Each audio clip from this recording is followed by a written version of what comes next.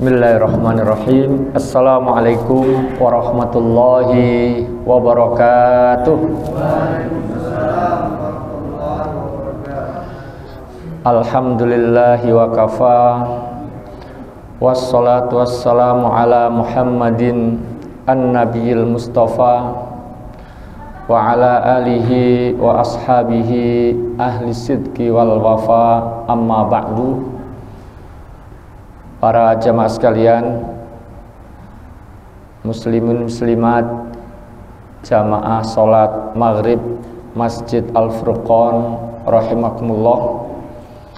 Yang pertama, kita bersyukur kepada Allah atas semua karunia, semua nikmat yang Allah berikan, Allah limpahkan kepada kita semuanya, sehingga di kesempatan malam hari ini alhamdulillah kita kembali bisa hadir di masjid yang mulia ini, di tempat yang agung dan penuh keberkahan insyaallah.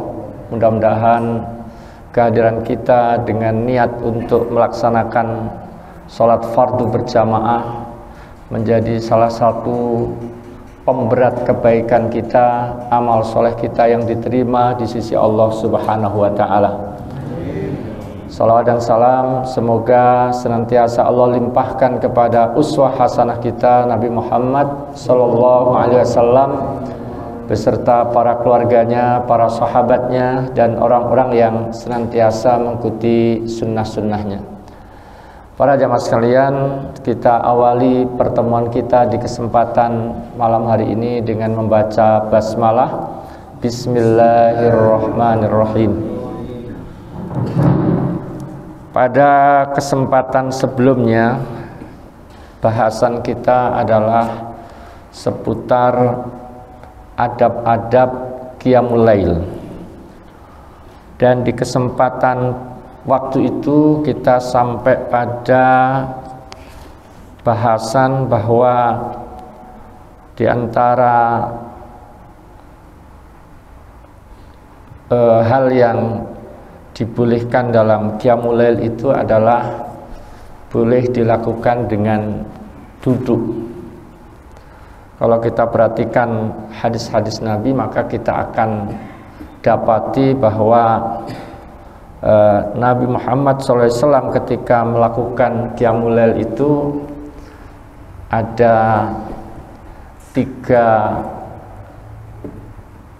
hal, 3 cara yang beliau pernah lakukan ya.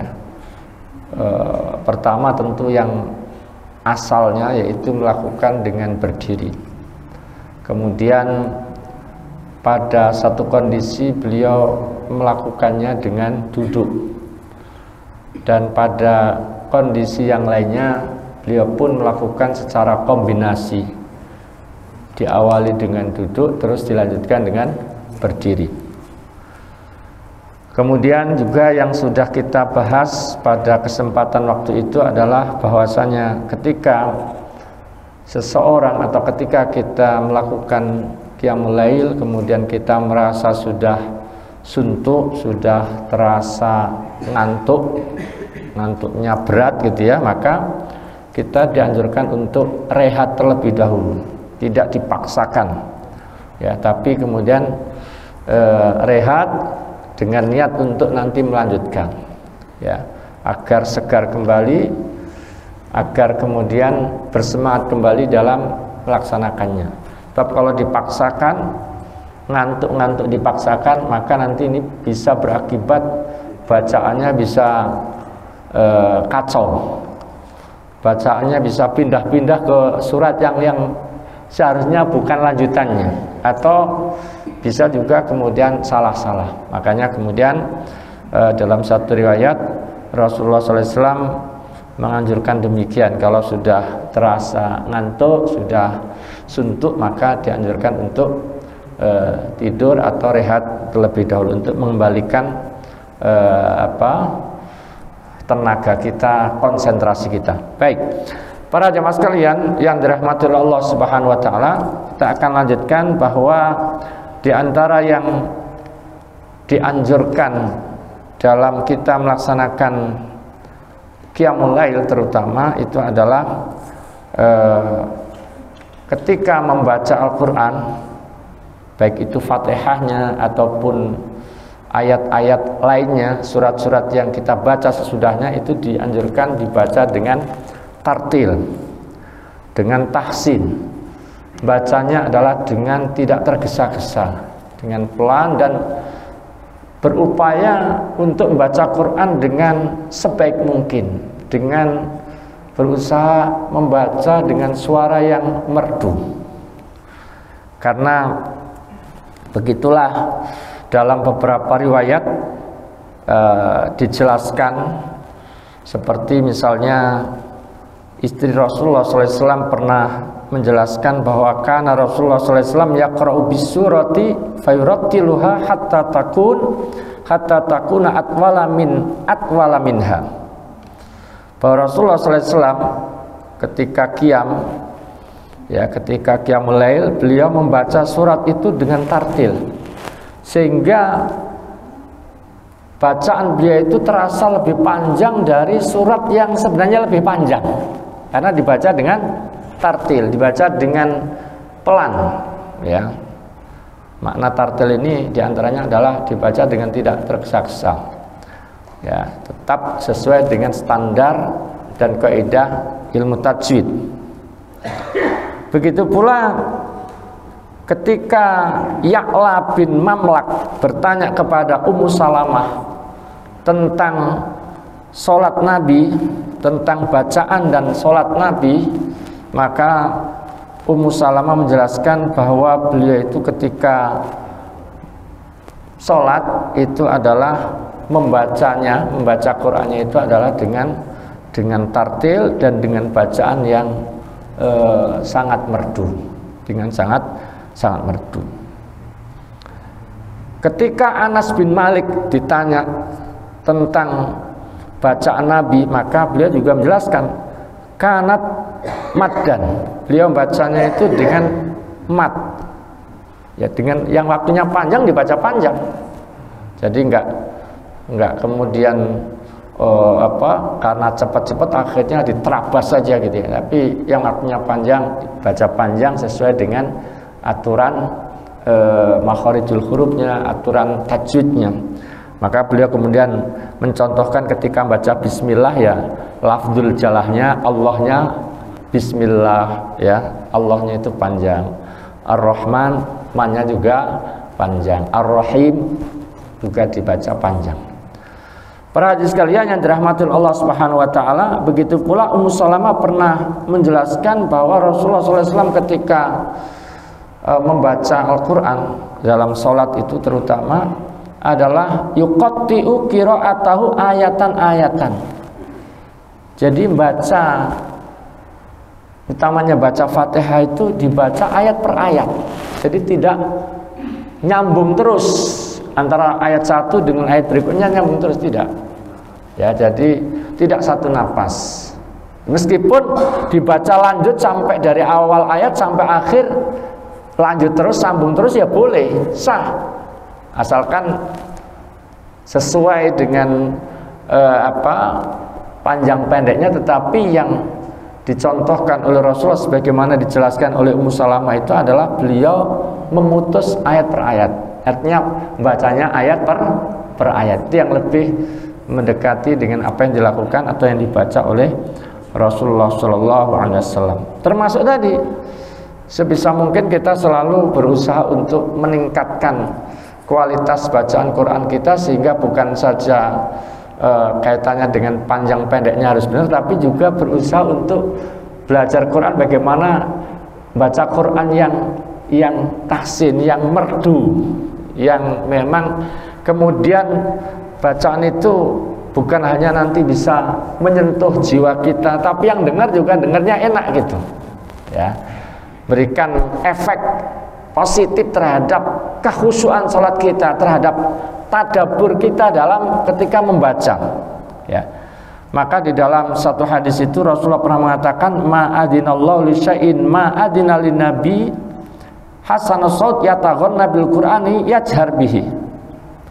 Yang isi daripada hadis ini adalah menjelaskan bahwa Allah Subhanahu wa taala begitu memperhatikan bacaan Quran yang dibaca dengan merdu, dengan tahsin.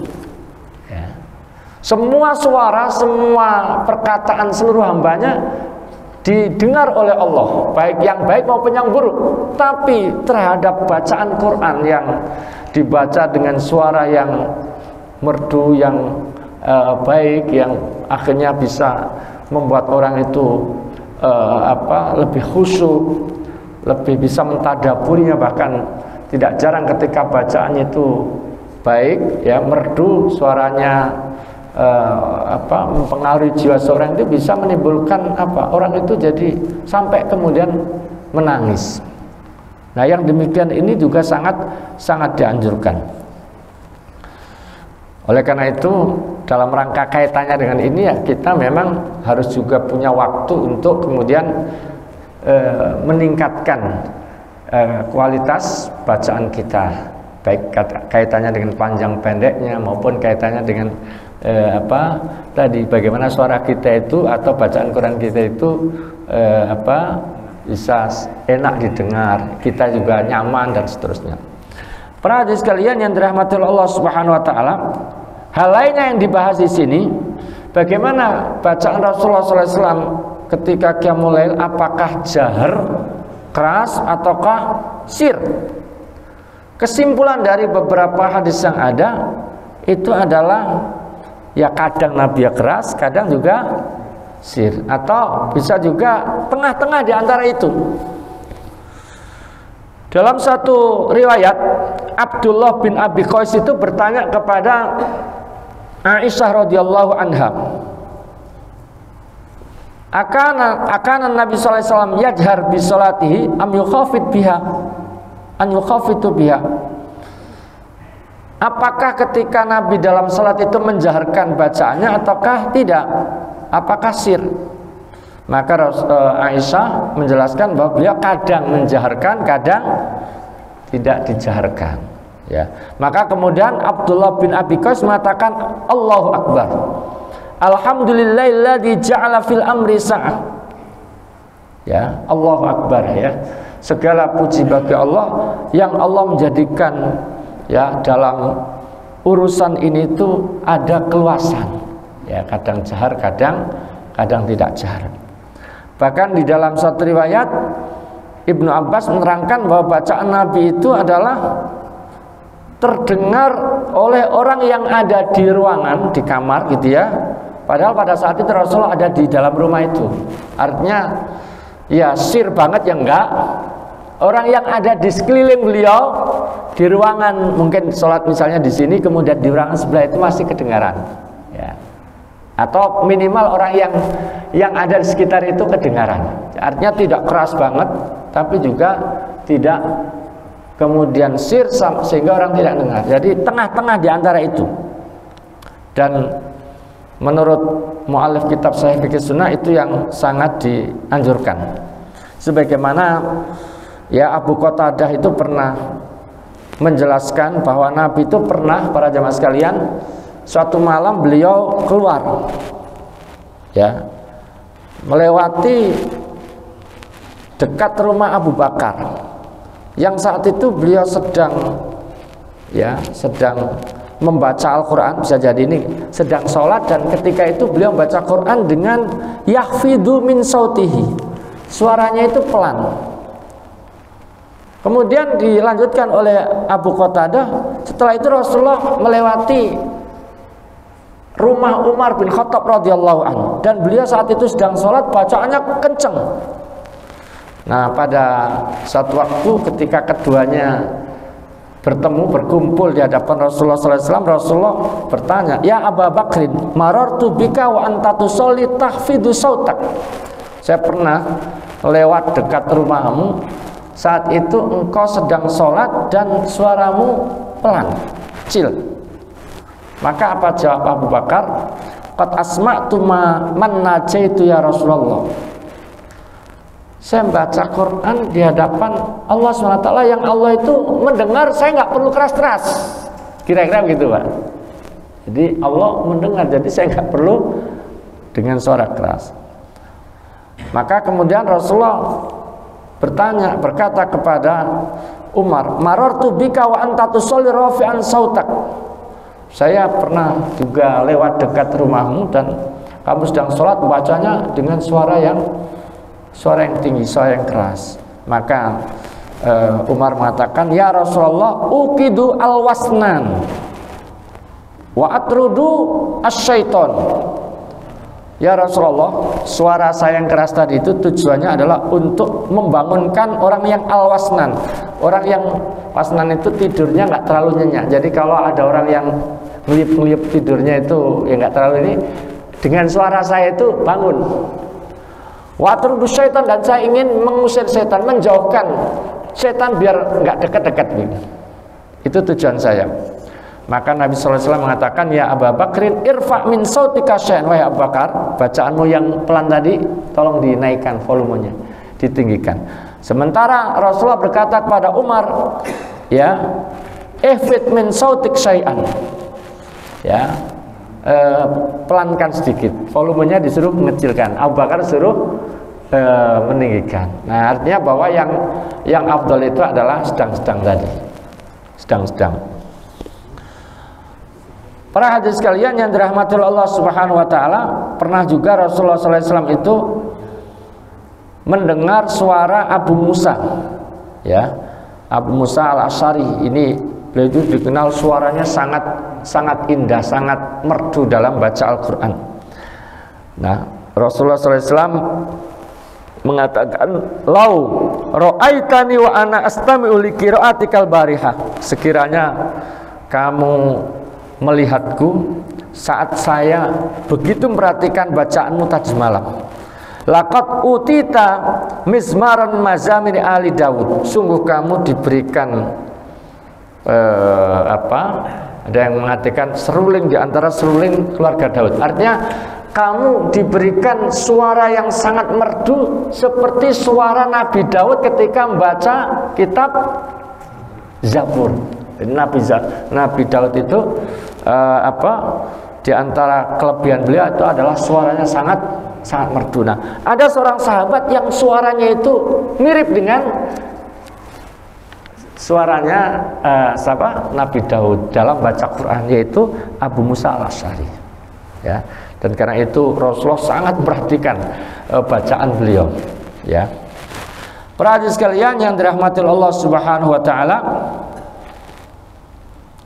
maka dalam konteks ini ya tadi dijelaskan hadis-hadis tentang bacaan yang keras itu ya baik, ya, kemudian sir ya baik, ya, atau bisa juga digabungkan dengan itu bahwa yang sir itu memang akan lebih menjauhkan dari riya, ya, utamanya orang yang memang khawatir riya. Tapi kalau yang tidak khawatir riya ya jahri itu afdol, ya. Jahar itu lebih afdol, ya, asalkan tidak sampai mengganggu orang lain, ya, baik orang yang sedang sholat maupun yang lainnya. Para jamaah sekalian dirahmati Allah Subhanahu wa taala, kemudian berikutnya adalah tadabburul ayat dalam sholat, terutama sholat lail dalam bahasan kita ini. Di antara yang sangat dianjurkan itu adalah membaca Quran itu tidak sekedar dibaca, tapi juga ditadaburi, dihayati. Ya. Oleh karena itu ini juga menuntut kita untuk agar bacaan-bacaan yang biasa kita baca ini kita juga berusaha untuk mengetahui dan memahami maknanya agar kita bisa mentadaburinya. Bahkan dalam satu hadis yang panjang tentang bagaimana sholatnya Nabi, ya, diriwayatkan oleh Hudzaifah, ya, ketika beliau menjelaskan bahwa Nabi itu pernah dalam sholat itu membaca surat Al-Baqarah, dilanjutkan surat An-Nisa, terus surah Ali Imran. Nah, itu beliau jelaskan bacanya yaqra'u mutarassilan.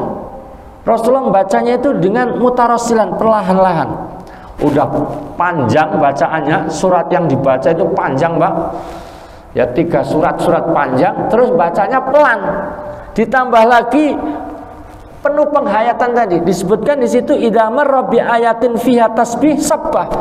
Ketika melewati ayat yang di situ ada tasbihnya, ya, maka beliau juga mengucapkan subhanallah.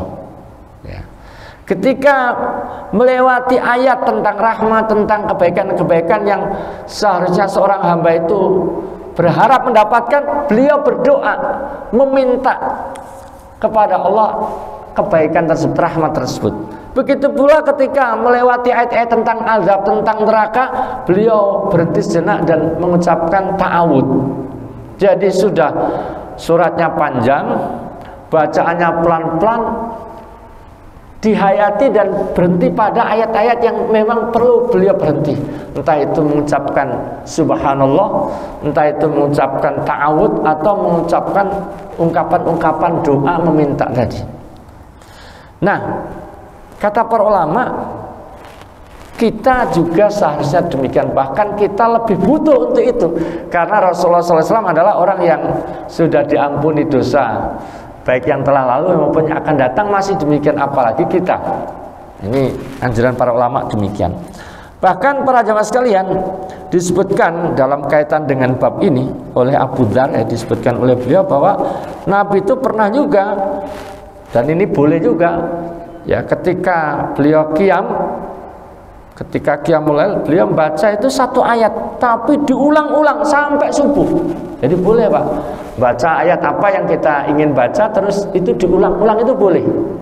Karena kan kemarin juga dijelaskan bahwa, ya, kalau harus dibandingkan baik mana antara ketika orang itu sholat dengan berdirinya lama, artinya bacaannya banyak, panjang, ya, sehingga jumlah rokatnya sedikit, dibandingkan dengan bacanya pendek-pendek tapi rokatnya banyak. Maka tentu kalau dibandingkan itu, maka lebih utama adalah yang bacanya panjang, berdirinya lama. Nah, boleh juga dalam kaitan dengan itu untuk memperlama berdiri, memperpanjang bacaan itu, ya, ayat itu diulang-ulang. Sebagaimana Rasulullah SAW pernah, ya, membaca surah Al-Maidah ayat 118 itu beliau ulang-ulang, ya. Qaman Nabi sallallahu alaihi wasallam bi ayatin hatta asbaha yuraddiduha.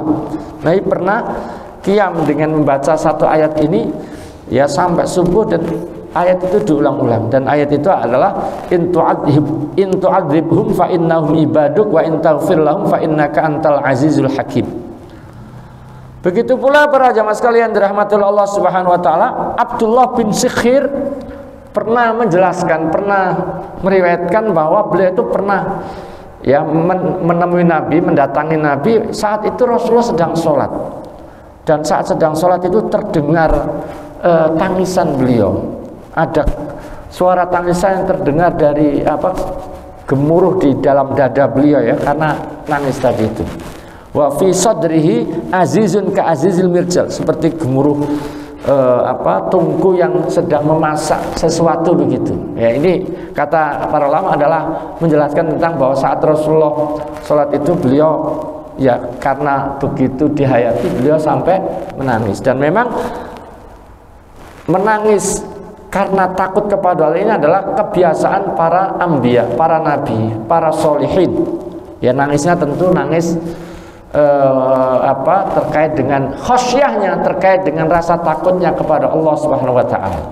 Dan ini adalah termasuk sesuatu yang, ya, terpuji, sesuatu yang baik, dan tidak membatalkan tidak membatalkan sholat. Karena nanti ada pertanyaan, apakah nangis dalam sholat itu membatalkan sholat, merusak sholat atau tidak? Pendapat yang rajih adalah tidak, karena yang batal ini kalau berbicara, sementara tangisan itu tidak termasuk dalam bab kalam, tidak termasuk bicara. Dan buktinya Nabi juga demikian. Para jemaah sekalian dirahmati Allah Subhanahu wa taala, begitu pula Rasulullah SAW itu pernah, karena satu kondisi yang sakit beliau yang semakin berat, maka beliau saat itu meminta agar yang menjadi imam itu adalah siapa? Abu Bakar, ya. Dan saat itu sempat Aisyah sebagai putri daripada Abu Bakar itu coba menolak perintah Rasulullah itu ya. Kenapa alasannya? Karena Abu Bakar ini orang yang hatinya lembut. Kalau baca Quran itu mesti nangisnya, Pak. Saking tadi penghayatannya. Sebagaimana mungkin kita ya kalau baca Quran nggak pernah nangis ya, kebalikannya. Kalau Abu Bakar kalau baca Quran mesti nangis, ya. Nah ini juga menunjukkan demikian, ya. Bahkan terus nanti ini ada kisah panjang terkait dengan hal tersebut ya. Rasulullah ketika Abu Bakar sudah mulai mengimami, Rasulullah dipapah oleh 2 orang sahabat beliau, terus masuk ke shaf tersebut, berdiri di, kalau nggak salah di sebelah kiri Abu Bakar, dan akhirnya Rasulullah jadi imam, terus Abu Bakar menjadi penyambung suara beliau. Jadi kalau imam suaranya pelan, itu mesti ada orang yang apa Pak? Suaranya lebih keras untuk mengeraskan suara, entah itu takbirnya ketika ruku, ketika bangkit, ketika apa itu pernah dilakukan oleh Abu Bakar, dan itu menjadi sesuatu yang memang ketika diperlukan itu dianjurkan. Tapi karena kita sekarang sudah ada apa? Pengeras suara ya nggak perlu. Tapi kalau kita perhatikan di mana? Mas Dilarang masih di ini, karena memang ada contohnya. Ada contohnya. Bahkan ada yang mengatakan sebenarnya ini sholatnya ini siapa yang jadi imam? Ada yang mengatakan Rasulullah jadi imam, terus kemudian Abu Bakar bermakmum pada Rasulullah, jamaah bermakmum pada Abu Bakar, jadi imamnya 2. Tapi ada yang mengatakan imamnya tetap Rasulullah, Abu Bakar hanya sebagai pengeras suaranya saja, ya, pengeras suara. Tapi ada juga yang berpendapat imamnya 2. Jadi saya lebih cenderung tadi ya, yang pertama tadi bahwa Rasulullah imamnya bagi seluruh jamaah, Abu Bakar hanya sebagai penyambung atau pengeras suara saja. Para jamaah sekalian, rahimahullah, dan ini juga menunjukkan keutamaan Sayyidina Abu Bakar dibandingkan yang lainnya ya. Tentu beliau paling afdol setelah Rasulullah SAW, sehingga ketika Rasulullah wafat, beliau disepakati jadi khalifah itu ya karena sering beliau ditunjuk untuk menggantikan Rasulullah SAW. Kemudian ada juga seorang tabi'in, Pak, namanya Abdullah bin Shaddad ya. Itu pernah memberikan kesaksian bagaimana Umar bin Khattab ketika mengimami sholat ya. Beliau, kalau Bapak ditanya tentang Umar bin Khattab, gambaran Bapak itu orangnya gimana? Kan apa kayaknya bagaimana gitu ya, karena kan setan aja apa takut gitu ya.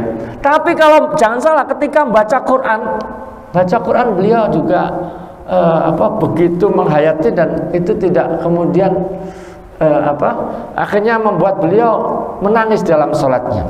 Sehingga Abdullah bin Shaddad yang seorang tabi ini pernah mengatakan, saya mendengar suara disertai tangisan Umar bin Khattab ketika membaca surat, kalau nggak salah surat Yusuf ya, innama ashku bathi wa huzni ilallah.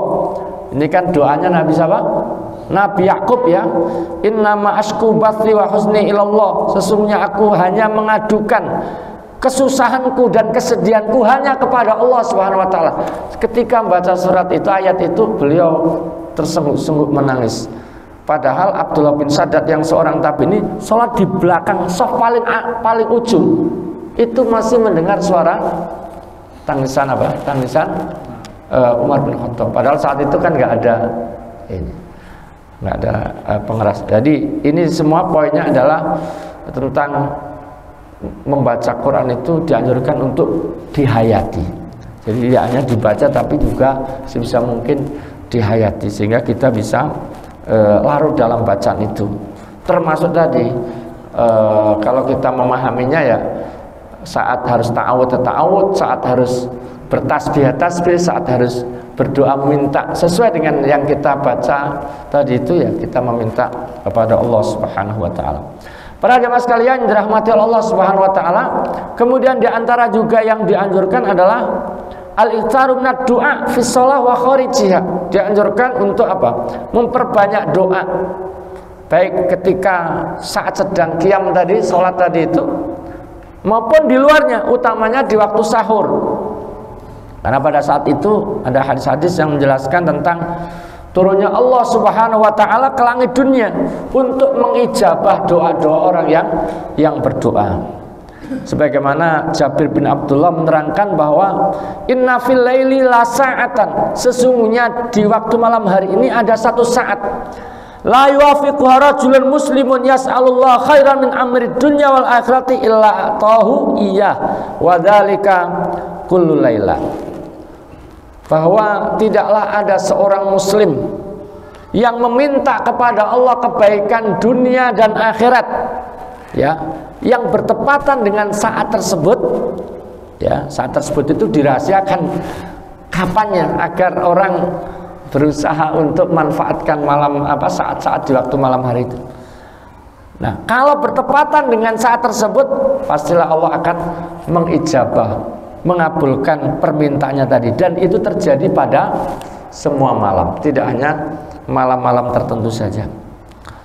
Para hadirin sekalian, dan kita juga dapati di dalam beberapa hadis tentang anjuran agar kita termasuk juga berdoa termasuk ketika kita sujud, ya, karena saat sujud ini termasuk saat dimana doa diijabah. Dan ini tentu terutama kalau kita sholat sendiri. Kalau sholat berjamaah kita jadi imam, ya kasihan makmum. Kan prinsipnya secara umum kalau kita imam itu suruh apa Pak? Suruh ringan, tidak memberatkan. Nah, ini utamanya kalau kita sholat sendiri dianjurkan untuk apa? Untuk memperbanyak doa saat sujud. Karena Rasulullah mengatakan aqrabu ma yakunul abdu min rabbi wa huwa sajid. Ya. Posisi terdekat seorang hamba terhadap Tuhannya itu adalah saat orang itu sedang sujud. Fa'kthiru fihi minad du'a. Oleh karena itu perbanyaklah doa.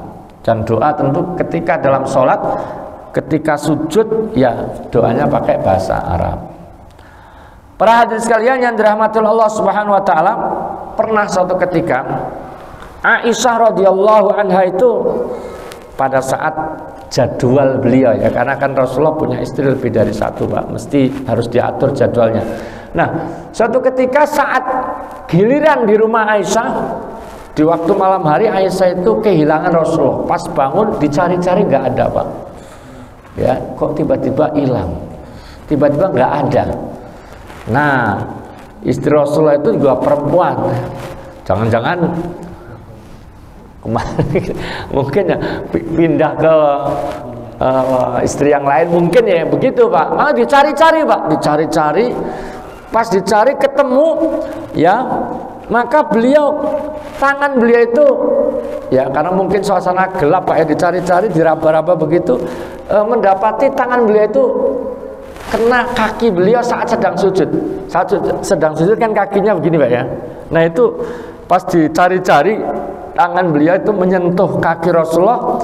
Saat itu beliau sedang sujud. Nah, saat sujud itu beliau baca doa ini Pak. Allahumma a'udzu biridhaka min sakhatik wa bi mu'afatika min 'uqubatik wa a'udzu bika minka la uhsi sana'an 'alaik anta kama atnaita 'ala nafsik. Ini juga bisa dibaca setelah sholat witir.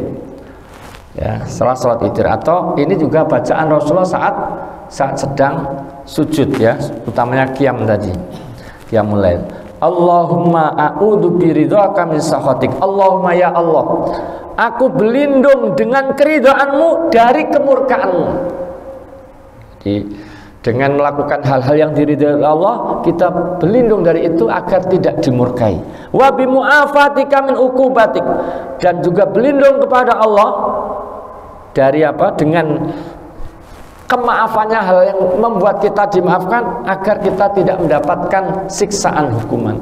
Wa a'udzu bika minka, dan aku berlindung kepada Allah dari azabmu, dari segala hal yang akan menimpaku.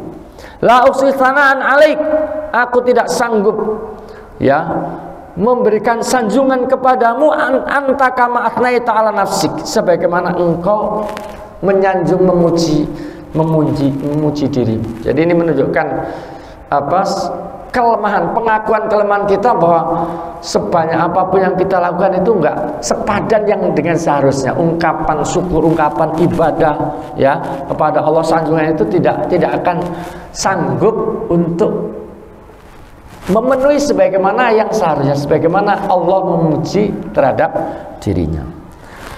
Para jamaah sekalian yang dirahmati Allah Subhanahu wa taala, kemudian diantara juga yang dianjurkan dalam bab Qiyamul Lail ini adalah agar ketika kita oleh Allah dikaruniai kemampuan untuk bangun, sebisa mungkin tidak hanya melakukannya sendiri, tapi juga membangunkan keluarga, terutama istri, ya, terutama istri kita. Kalau perlu anak-anak kita juga dianjurkan untuk membangunkan mereka, karena diantara anggota keluarga itu ya kerjasama itu bukan hanya dalam bab mendidik anak, bukan hanya dalam bab-bab lain, tapi termasuk dalam ketaatan kepada Allah dalam bab ini, dalam bab sholat ini. Maka pernah disampaikan mungkin dalam kesempatan ini tentang hadis ya, bahwa Allah Subhanahu wa taala akan memberikan curahan rahmat kepada seorang suami yang ketika bangun untuk qiyam dia juga membangunkan istrinya. Begitu pula sebaliknya. Ini kan informasi sekaligus juga tasjik dan dorongan agar kita ya saling bekerja sama, saling ta'awun dalam kebaikan, dalam ketakwaan kepada Allah Subhanahu wa taala. Termasuk para hadirin sekalian yang dirahmati Allah Subhanahu wa taala, di antara juga yang dianjurkan dalam qiyam itu adalah ya setelah kita melakukan qiyamul lail, tentu terasa tenaga sudah menurun, konsentrasi juga sudah menurun, maka jangan sampai akibat dari ini nanti mengalahkan konsentrasi kekhusyuan kita ketika sholat subuh. Karena bagaimanapun tetap yang paling utama kalau harus dibandingkan ya takarrub kita kepada Allah dengan qiyamul lail dan sholat subuh, tetap yang lebih utama adalah sholat subuh. Maka jangan sampai itu terjadi. Maka di antara yang dianjurkan adalah ada jeda rehat yang kita bisa lakukan dengan cara misalnya berbaring ya, menghilangkan kepenatan, membangkitkan semangat kembali. Maka di antara yang dianjurkan adalah berbaring sejenak antara qiyam kita dengan sholat subuh ya, dengan datangnya subuh tadi. Ya, pertama ini sebagai apa? Sebagai jeda, sebagai pemisah antara ibadah sunnah dengan fardu biar nggak nyambung ya. Dan yang kedua faedahnya adalah tadi untuk mengembalikan semangat, mengembalikan tenaga, mengembalikan konsentrasi, agar jangan sampai tadi justru pada saat sholat yang wajib, sholat yang ini yang lebih harus diutamakan, akhirnya kita malah ngantuk. Pas malamnya seger ya, pas subuhnya apa Pak? Ngeliap-ngeliap. Ini nggak proporsional namanya. Maka dianjurkan untuk apa? Untuk ada jeda tadi itu dengan kalau bisa. Dan itu tentu berbaringnya ini ya di rumah Pak, bukan di masjid. Di rumah ya, di rumah. Baik, ini nanti kaitannya dengan antara tadi qiyamul lail dengan apa itu subuh, ataupun habis sholat, habis qobliyah dengan subuhnya itu sendiri. Itu bisa dua hal itu dijeda dengan tadi, dengan berbaring sejenak untuk rehat. Para hadirin sekalian yang dirahmati Allah SWT, termasuk yang dianjurkan dalam bab ini adalah ya utamanya kalau kita sudah punya komitmen, punya kebiasaan, punya rutinitas kaitannya dengan ini, maka dianjurkan jangan sampai kemudian tanpa alasan, tanpa udzur kemudian kita tinggalkan begitu saja. Makanya Rasulullah SAW pernah mengingatkan kepada Abdullah bin Amr bin As ya. Beliau mengatakan kepada Abdullah bin Amr ya Abdullah, wahai Abdullah, la takun mithla fulan, janganlah kamu seperti fulan ya, kana yakumul lail fataraka qiyamal lail, Dulu biasa dia qiyamul lail, sekarang tidak. Jangan sampai. Ya, jangan sampai sudah biasa terus kemudian tanpa udzur ditinggalkan atau berhenti. Makanya para jamaah sekalian, nanti di dalam bab ini juga ada anjuran kalau seseorang itu sudah biasa, ya sudah biasa qiyamul lail, terus namanya orang Pak kadang-kadang ketiduran atau karena suatu hal tidak terlaksana, dianjurkan diqodok, dianjurkan diqodok, ya meskipun itu diqodoknya itu di siang hari, ya di siang hari. Makanya Rasulullah pernah mengatakan, man nama an hizbihi minal lail au an syai'in minhu faqara'ahu ma baina salatil fajr wa salatil dhuhri kutiba lahu ka'annama qara'ahu minal lail.